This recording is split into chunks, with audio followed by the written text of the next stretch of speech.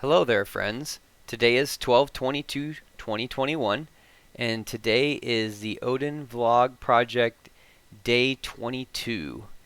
Um, as I mentioned in my previous video, I put out on, what was it, Sunday, that I was probably going to be spotty this week with my uploads and studying, and that is true. I'm on call this week 24/7 until next Monday for my work. So I got basically shafted Monday night, if you will. Got a couple calls, was up half the night, and so I was not in shape to be studying or doing a video. My mind was pretty spent, so I didn't get to work on things then. Um, but I've since then gotten rest, and I've come back to the exercise, and here we are. So um, I took several cracks at this. um, it is getting progressively harder. I also will admit that as we go through this, you'll see that I am also overcomplicating it, overthinking it probably. I did a lot of Googling, a lot of researching, and uh, I will come to the conclusion again that I did not cheat to look at the solution file before I felt like I was done. I took this thing all the way to 100% to the best of my ability, and ends up, we'll see at the end here, it ends up that my solution does not nearly match the actual solution. So what we'll do is we'll do like we did last time. Pardon me. Is we're going to go through my style sheet and show you everything that I did, and do my best to describe to you my mental thought on each one, and then we'll compare that to the actual solution to see how it was supposed to be done. So, without further ado, let's get started. So, this is exercise O2. The actual name is excuse me, O2 Flex Header is the actual name. So today we will be going over the how to create a header, a basic header, and so here we'll go ahead and read through the README file. Sorry if this is really chopped up. I have this pane split 4 ways so that I can work on everything, and so I'm trying to show you guys everything as I work, as I was working on it, but as it looked like when I was working on it. Excuse me. Sorry, my Tourette's is really bad tonight, right now. But anyway, it's all blown up, so it's hard to read. But anyway, we'll do our best. Use Flexbox rules to create this very common web page header style. The benefit to using Flex here is that everything should be flexible. Check out the 2 screenshots below to get an idea of how it should scale with the screen. Besides Flex rules, you'll also want to add some rules for margin and padding. Hint: ULs or otherwise unordered list have some default margin and padding that you'll need to deal with. There's your desired outcome, which is this right here. And self-check: there is a space between all items and the edge of the header. Specific pixel amount doesn't matter here. Logo is number 2. Logo is centered vertically and horizontally. Number 3. List items are horizontal and are centered vertically inside the header. Number 4. Left links and right links are pushed all the way to the left and right and stay at the edge of the header when the page is resized. And lastly, your solution does not use floats, inline blocks, or absolute positioning. So with all those rules, let's get started. So the first one says there is space between all items and the edge of the header. Specific pixel amount doesn't matter here.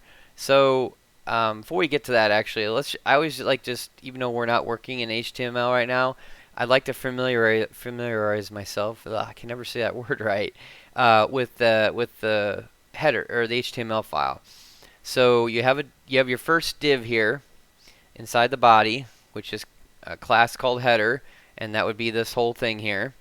And then inside that you have a child div called class left links, which is this right here, if you can see my mouse. Then inside that, you have an unordered list of 1, 2, 3, which are these right here.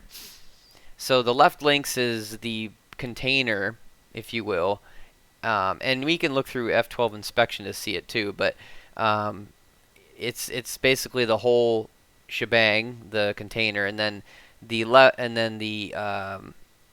the UL class is each one of these individually, 1, 2, 3.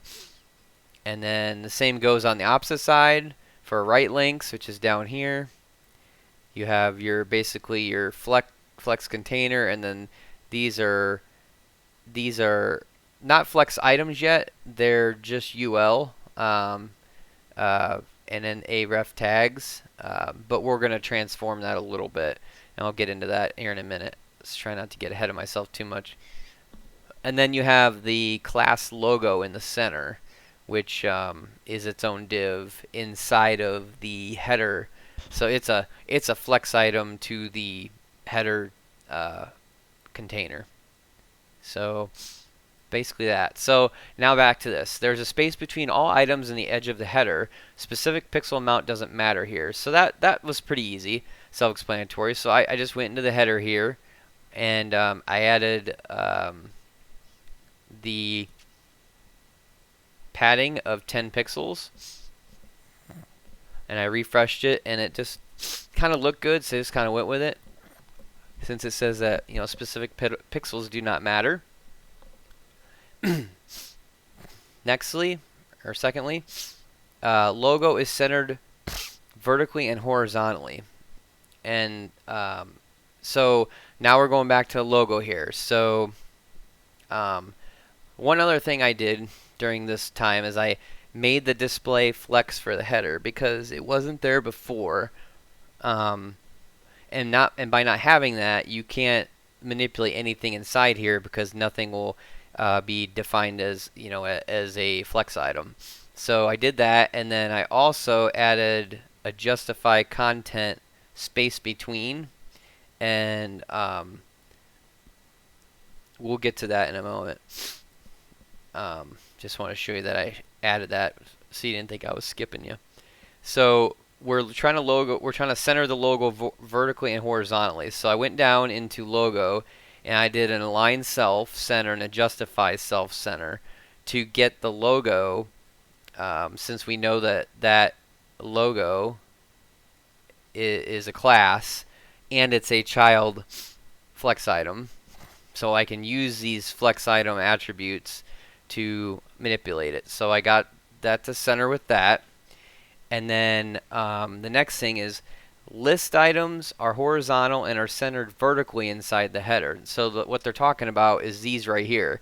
So I didn't take a screenshot before I started like I should have, but basically these were all stacked on top of each other, and they were stacked vertically in column form.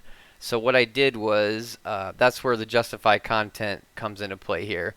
So I added the space between with the thought that I'm going to have space between these two, which ended up not working out. It didn't add the space, but we'll get to that. But I knew I needed equal space between here and here as well. So I did the space between because I just researched that a bit and decided that was the best one. I had messed with this quite a bit. I had center in here, but then everything was literally, since this as a whole is a flex item, this is a flex item, and that's a flex item, they all jammed together in the center, so I couldn't use that. So space between was really about the only other option that made somewhat sense, and it got them broken out a little bit. So the list items are horizontal and centered vertically. So what I did was I went down here to UL, which is the, as you recall, is the unordered list for, this applies to both sides. So what I did was I came down here and I said I want this to be a display flex. So now the UL is its own, if you remember, display flex will make that thing that you're defining a flex container. So now this has a flex container around it, and this has a flex container around it. was my thinking anyway, because I needed to be able to manipulate uh, what I thought at the time would be I needed to add some type of justification here and justify contents, and I can't do that if it's not a flex.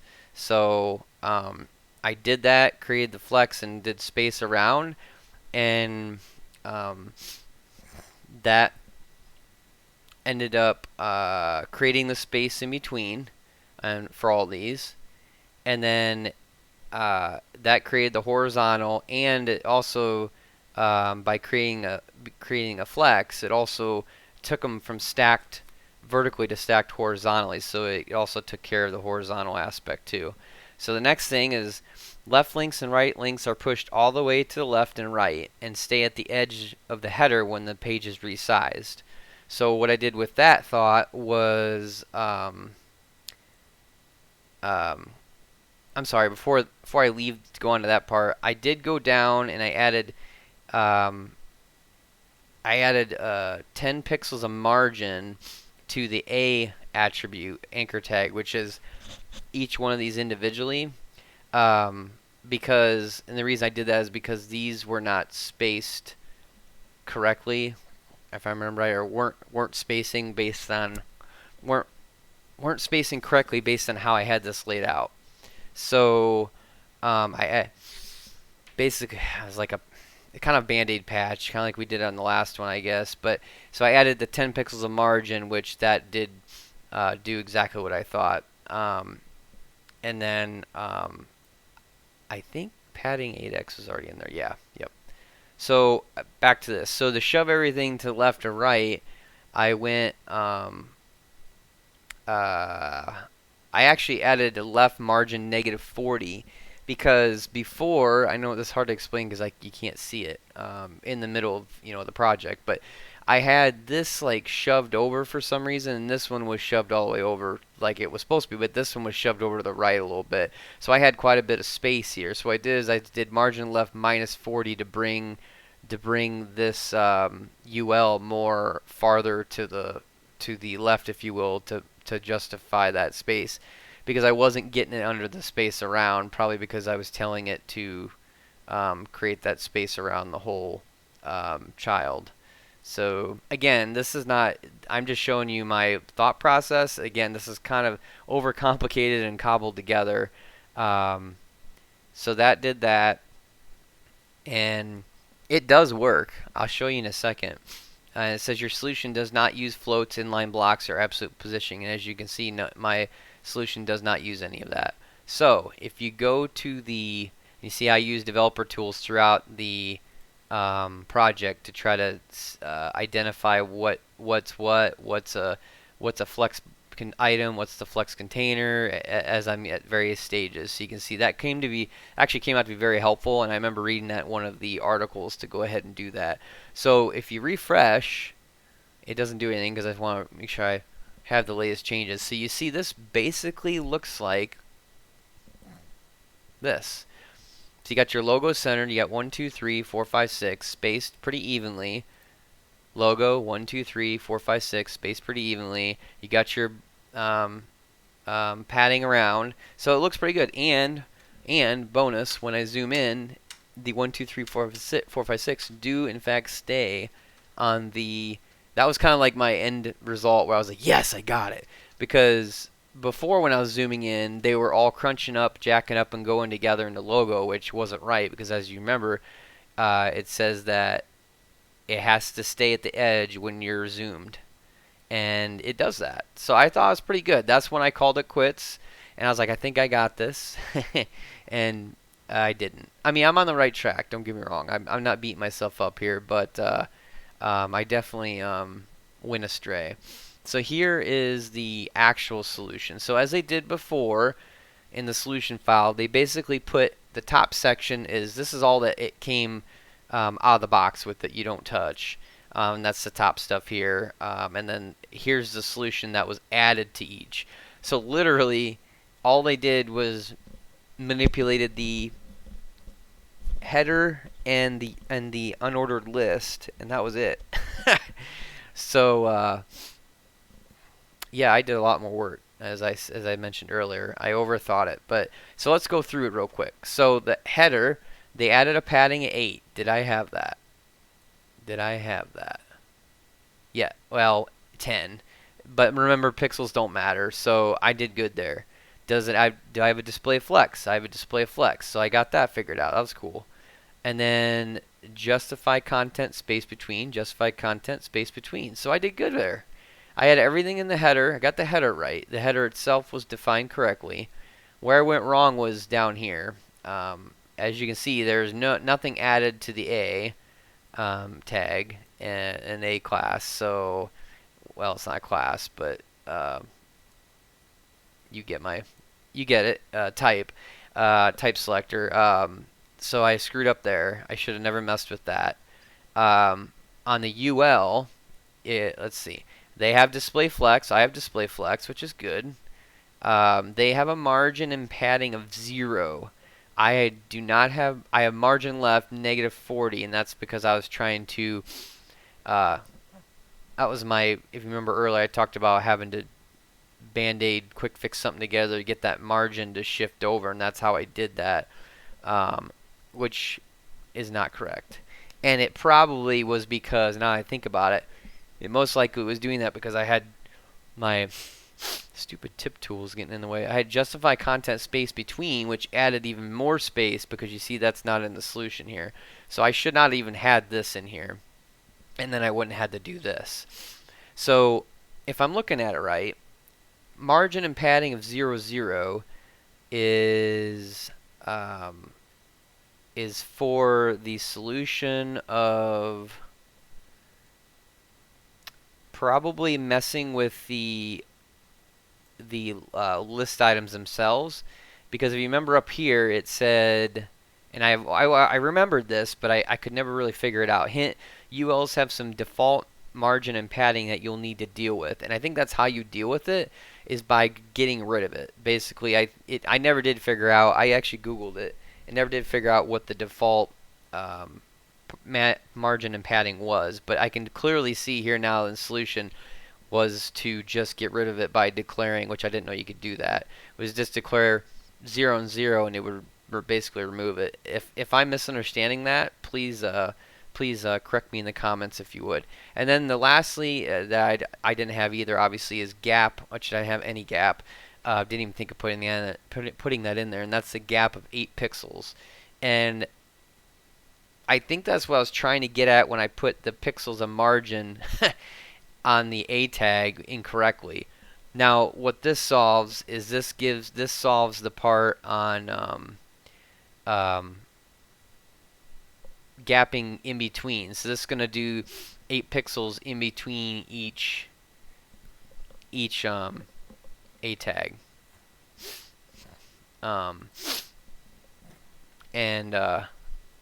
Yeah, so that comes down here to right here. List items are horizontal, and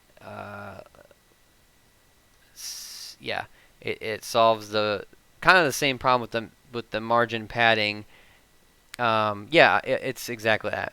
It's the padding. So by basically zeroing out the margin padding here, you're getting rid of the default junk you don't want that's in the by default in the unordered list, and then you're adding 8 pixels of gap, which will add that 8 pixels of margin in between the each one all the way around for each one, and that solves the padding issue, just like you did with the header of having a padding of 8 pixels all the way around the entire thing. So, and that would get you the result. So as you can see, I didn't get really sideways until I started messing with these unordered lists, and I just couldn't quite wrap my mind around. Like I said, my solution did end up getting there, but this is obviously much simpler and easier to do. Learning lesson, but like I said, as you can see, I didn't cheat. I did a lot of Googling, a lot of thinking, a lot of reworking. This simple exercise, I spent a lot of time on it. So anyway, this video has went a lot longer than I wanted to go, but I didn't want to take the time to go through this one with you guys and explain it and show you the solution and what it was supposed to be. So I hope you enjoyed today's lesson and today's exercise of creating our first header. And I hope you enjoyed the journey today and you came along and learned something, had some fun at the same time. Please like, share, and subscribe to my content for more. And until next time, see ya.